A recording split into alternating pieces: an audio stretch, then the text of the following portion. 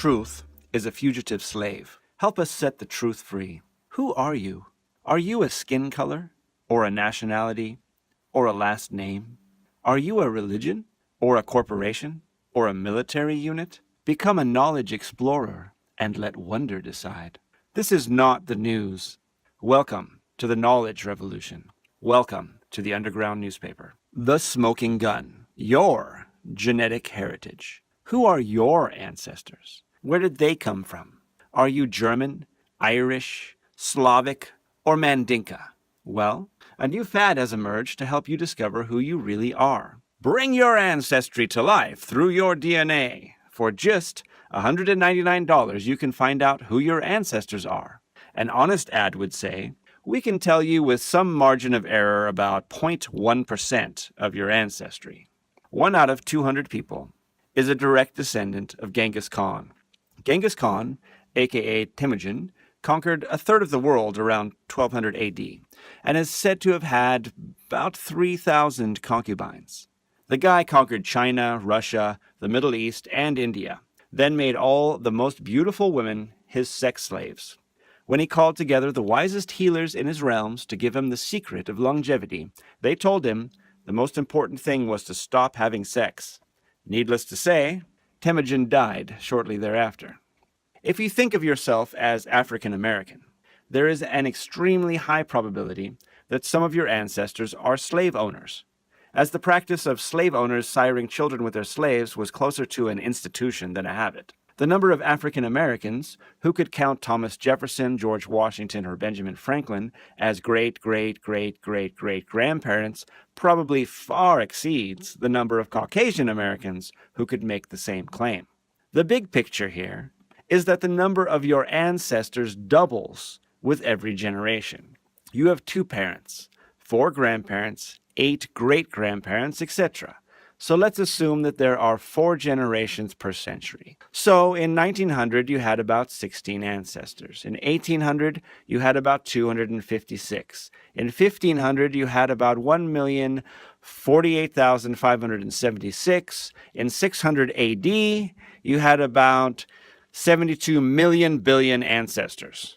Now, there's only about 7 billion people in the world now, and there was only about 500 million people in 600 AD.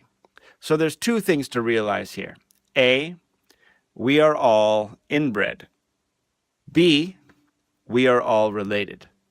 This truth has been known by the Native Americans for thousands of years, as they commonly refer to Brother Bear or Sister Wolf. We are all related. Every Black Lives Matter activist and every hooded Klan member are brothers and sisters. Every IDF soldier and Hamas militant, brothers, sisters, aunts, and uncles. Mahatma Gandhi, Mother Teresa, Martin Luther King, your family. Stalin, Hitler, Pol Pot, your family. It was your family that died on the beaches at Normandy and your family that died on the cliffs. It's your family waving the Islamic State flag in Syria. It's your family imprisoned in North Korea. When your country goes to war, don't be fooled. It is always brothers against brothers. I don't care what color your skin is. Before you let anyone tell you that you can't dance, remember, you are related to James Brown. Accept responsibility for the actions of others. They are part of your family, after all. In the mainstream news, Fox News, Donald Trump seeking to destroy Hillary Clinton.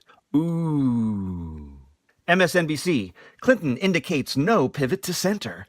Oh. Rattlesnake bites groom during wedding photo shoot. Ouch. Brain-eating amoeba kills teen. Bum, bum, bum. Escaped ISIS sex slave. U.S. must act. Act.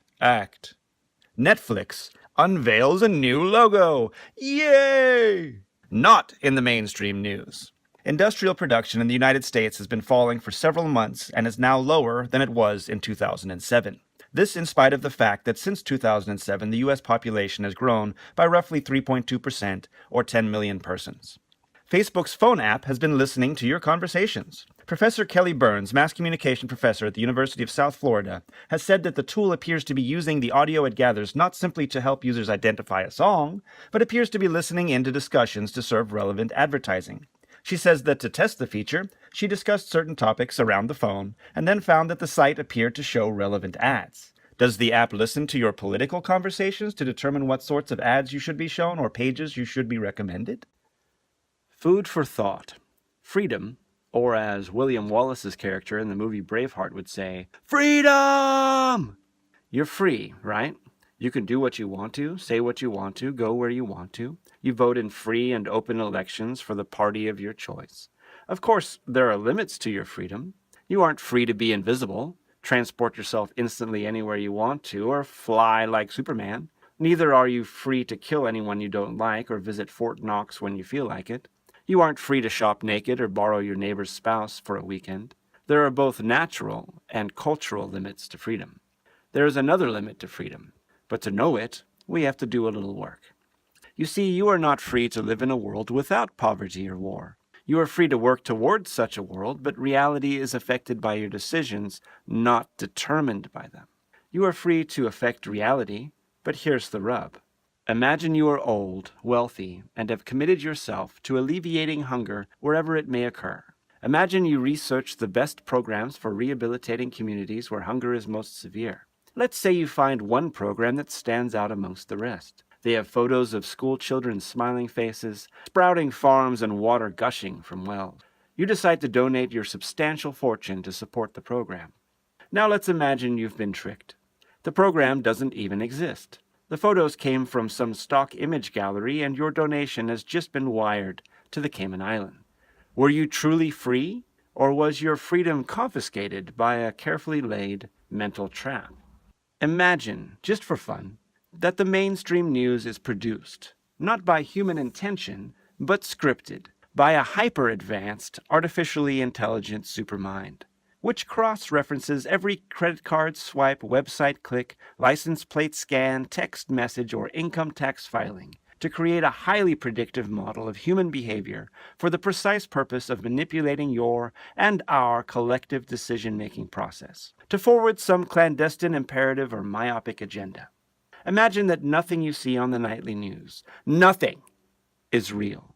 Imagine that every breaking story about political brinksmanship, international conflict, or the latest mass shooting is a total fabrication played out by actors who sometimes do and sometimes don't know they are actors.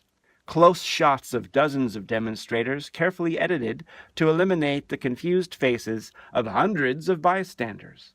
Clips of dead soldiers' bodies, reused for multiple conflicts, and carefully staged events complete with crisis actors and payrolled police officers, which create a wholly alternate and untrue vision of what is real.